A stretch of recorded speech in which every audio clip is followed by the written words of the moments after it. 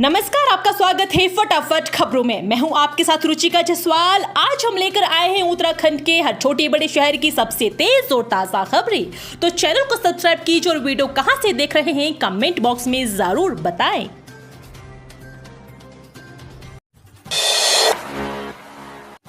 आवास नीति, सरकार से मिले आवास 5 साल तक बेच नहीं सकेंगे, राहत के साथ नियम भी सख्त। सरकार ने नई आवास नीति में ये प्रावधान किया है कि जो भी आवास आवंटित किए जाएंगे उन्हें 5 साल तक बेच नहीं सकेंगे। साथ ही आवास की चाबी मिलने के 3 माह के भीतर अगर गृह प्रवेश न किया तो वे आवास दूसरे व्यक्तियों को आवंटित कर दिया जाएगा। नई आवास नीति में आर्थिक रूप से कमजोर आय वर्ग के आवास आवंटन को लेकर नियम भी सख्त किए गए हैं। इसमें कुछ प्रतिबंध लागू किए गए हैं। आवास को जहां तक संभव होगा परिवार के महिला सदस्य के नाम से आवंटित किया जाएगा। ओली से नीति गांव तक के लिए युवाओं ने शुरू की सफारी। शीतकालीन पर्यटन को बढ़ावा देने की पहल। शीतकालीन पर्यटन को बढ़ावा देने के उद्देश्य से स्थानीय युवाओं ने नई पहल शुरू की है। इसके तहत युवाओं ने ओली से नीति गांव तक के लिए सफारी वाहन सेवा शुरू की है, जिससे पर्यटकों को पूरी घाटी की सैर करवाई जा रही है। शीतकाल में नीति घाटी में पर्यटन गतिविधियां काफी कम हो जाती है, मगर घाटी में बर्फ पड़ने से यहाँ का दृश्य आकर्षक हो जाता है। घाटी में पर्यटन को बढ़ावा देने और शीतकालीन पर्यटन को देखते हुए युवाओं ने सफारी वाहन सेवा शुरू की है। इसमें ओली से नीति घाटी तक पर्यटकों को सफारी से ले जाया जा रहा है। रोडवेज की 100 नई बस खरीद के ऋण का ब्याज देगी सरकार, कैबिनेट में लगी मोहर। प्रदेश में परिवहन निगम 34.90 करोड़ की लागत से 100 नई बसें खरीदेगा। वित्तीय संस्थाओं से निगम इसके लिए जो ऋण लेगा उसके ब्याज की प्रतिपूर्ति सरकार करेगी। बुधवार को हुई कैबिनेट में तय हुआ कि निगम की ओर से 100 नई बसें BS6 मॉडल की खरीदी जानी है, जिसके लिए 34.90 करोड़ वित्तीय संस्थाओं से ऋण लिया जाएगा। परिवहन निगम की दिल्ली के लिए संचालित 540 बसों के सापेक्ष प्रति क्षेत्र के लिए BS6 मॉडल की 100 नई बसें खरीदी जाएगी। कुल धनराशि के ऋण पर देय ब्याज का भुगतान 5 वर्ष तक अनुदान के रूप में राज्य सरकार करेगी। मुख्यमंत्री विद्यार्थी शैक्षिक भारत दर्शन योजना को मिली मंजूरी, ये छात्र होंगे पात्र। कैबिनेट में मुख्यमंत्री विद्यार्थी शैक्षिक भारत दर्शन योजना 2024 संचालित किए जाने को मंजूरी दी गई। राज्य विश्वविद्यालय परिसर एवं शासकीय महाविद्यालयों के अंतिम व द्वितीय वर्ष में अध्ययनरत संस्थागत छात्र योजना के पात्र होंगे। कैबिनेट में आए प्रस्ताव में कहा गया कि उच्च शिक्षा विभाग के तहत राज्य विश्वविद्यालयों, सरकारी महाविद्यालयों में अध्ययनरत संस्थागत मेधावी छात्रों को शैक्षणिक भ्रमण कराया जाएगा। भ्रमण देश के प्रतिष्ठित उच्च शिक्षण संस्थाओं और अन्य महत्वपूर्ण संस्थाओं में कराया जाएगा, ताकि छात्र छात्राएं शोध, शिक्षा, नवाचार, संस्कृति आदि से परिचित हो सके।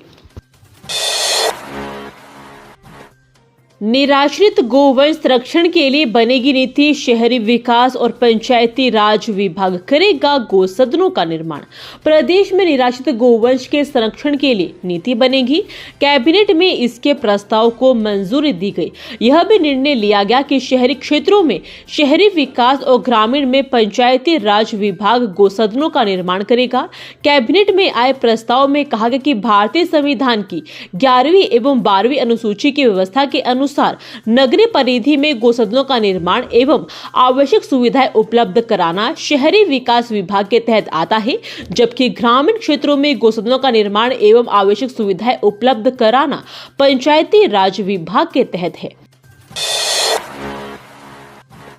नदियों में मशीनों से न किया जाए खनन, हाईकोर्ट ने सरकार सहित अन्य पक्षकारों से मांगा जवाब।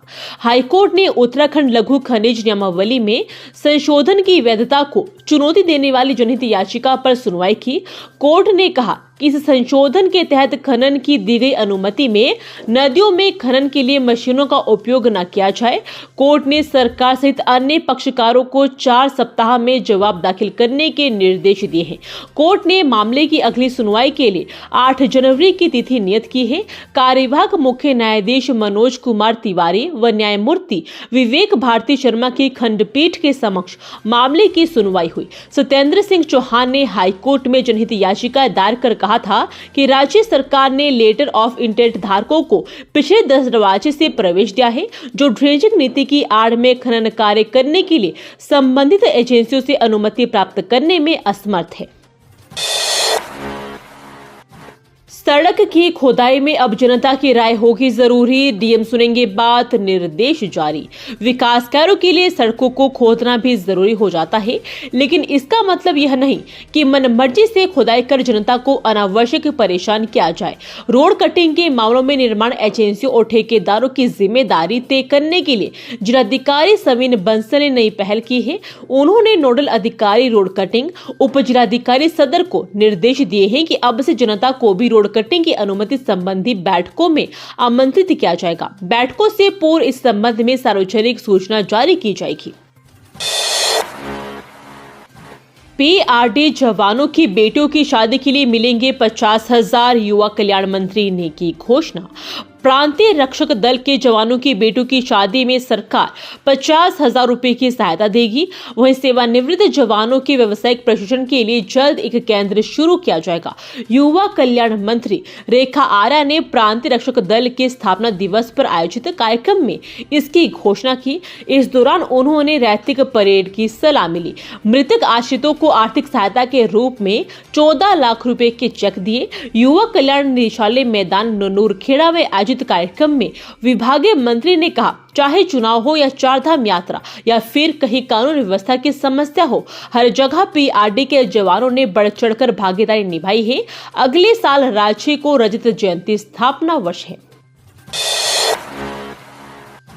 घर का सपना होगा पूरा, अब 5 लाख वार्षिक आय वालों को भी मिलेंगे सस्ते आवास।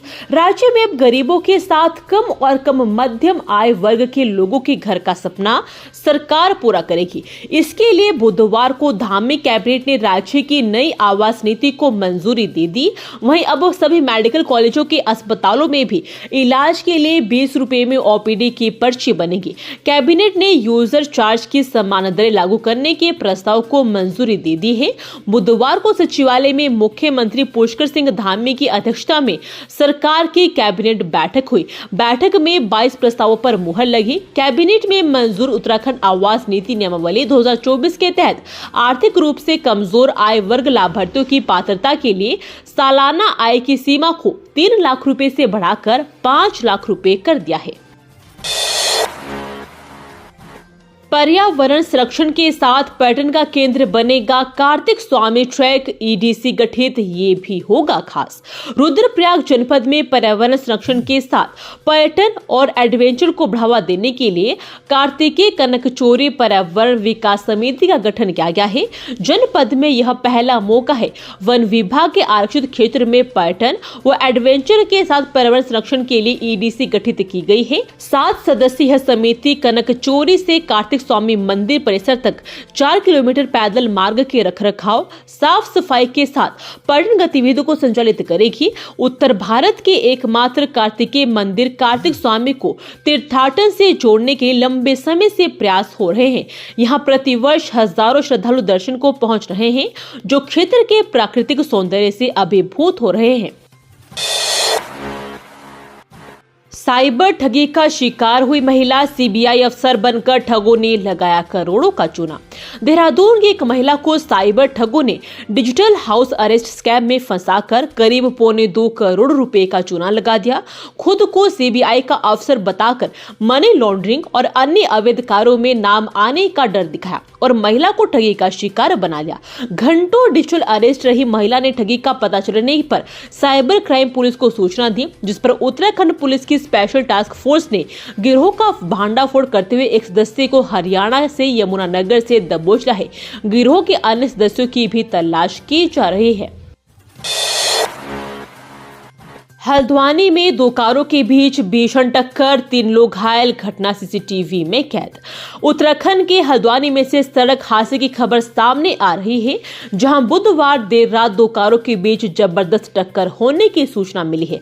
वहीं इस हादसे में 3 लोग घायल हो गए हैं। इस घटना का वीडियो भी पास में ही लगे सीसीटीवी में कैद हो गया है। दरअसल बीते बुधवार की शाम में हल्द्वानी के मुखानी काठ गोदाम रोड पर जगदम्बा नगर में यह हादसा हुआ है, जहां नगर में पानी की टंकी के पास दो कारों की आपस में भीषण टक्कर हो गई। इस हादसे में कार में सवार 3 लोगों को चोट भी लगी है। गनीमत है कि हादसे में किसी की जान नहीं गई। ये थी आज की फटाफट खबरें। हम मिलेंगे अगले बुलेटिन में, तब तक के लिए धन्यवाद। जय हिंद।